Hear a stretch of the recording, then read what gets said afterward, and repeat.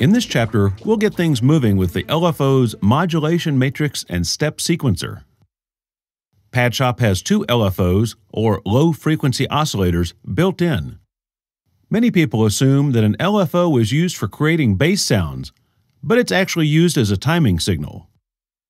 The low in low-frequency oscillator means that it oscillates at a low rate, in other words, slowly by comparison to an oscillator that's used to make a sound. These oscillations are then used to change or modulate other stuff, which we'll see in just a moment. The wave type determines how the modulations occur, so if you were using the LFO to modulate volume, using a sine wave would cause the volume to go up and down smoothly, but a saw wave would make it ramp up and drop off. The shape control lets you change the curve of the wave for more creative options. These last two wave types are sample and hold. They're useful for creating more complex rhythms that evolve a little more over time. The rate and sync controls govern the speed of the oscillations. But remember that the LFOs themselves are never heard. They're used to control other things. But how do you connect an LFO to something like the stereo pan output? That's where the modulation matrix comes in. This is basically a patch panel or connection point for linking up timing sources to various outputs or destinations. But first, I'm going to initialize this patch to help us stay focused on the modulation matrix. I'm going to switch over to the synth sample called Big.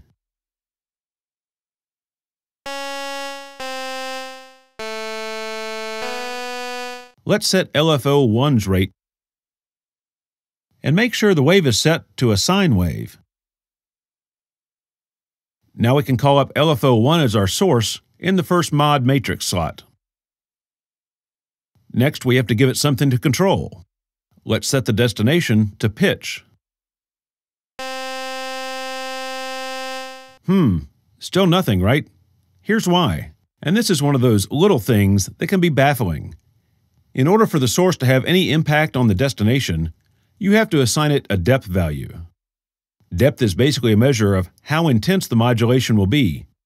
To make this demonstration easy to follow, I'm going to set it all the way to maximum. Now listen.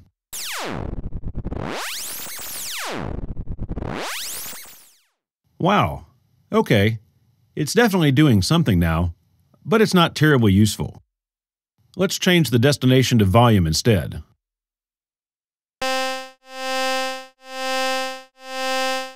Definitely easier to listen to, and I'll change the wave type, and you should be able to hear the rhythm of the pulsing change.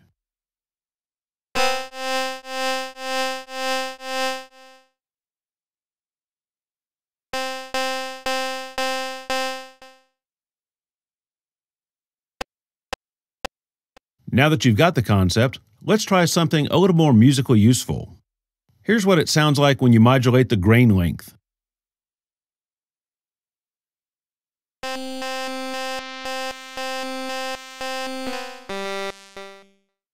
And here's what modulating the grain position gets you.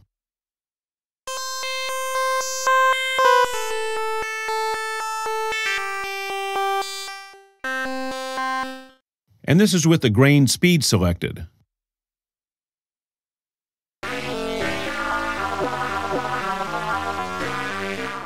Back in Chapter 2, we said that the envelopes up here could also be used in the modulation matrix. Here's how.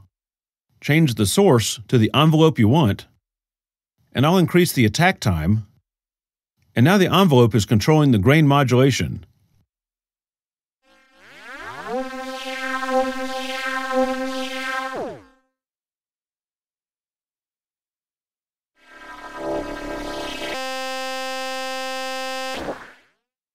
How cool is that? Now just to work this out a little more, let's add the LFO in as a modifier. And let's set up a second slot, but use LFO 1 as the source and change the destination back to grain position. Now listen.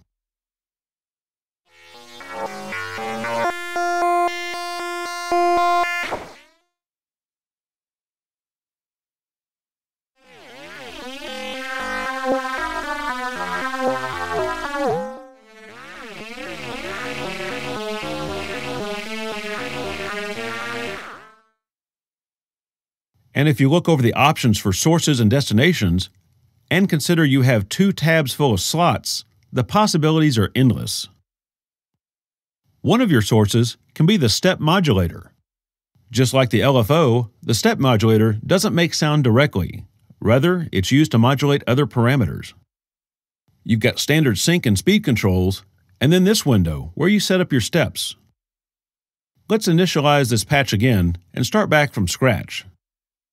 And to keep things moving along, let's load up the preset 16 to 32. Flip back over to the modulation matrix and set the step modulator as the source. Let's go ahead and set the destination to pitch. This won't be very useful, but you'll get the idea pretty quickly. And remember to set our depth control to at least about 50%. Okay.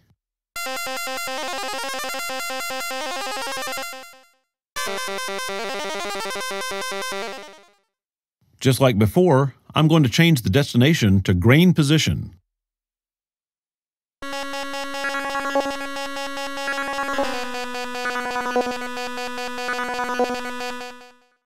Now we're getting somewhere. Let's slow down the rate a little by dialing the speed to about 10 o'clock. And as long as we're back in the step modulator, let's go ahead and draw in our own steps.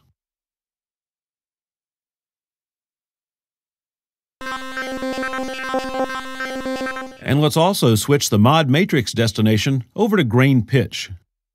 Now listen.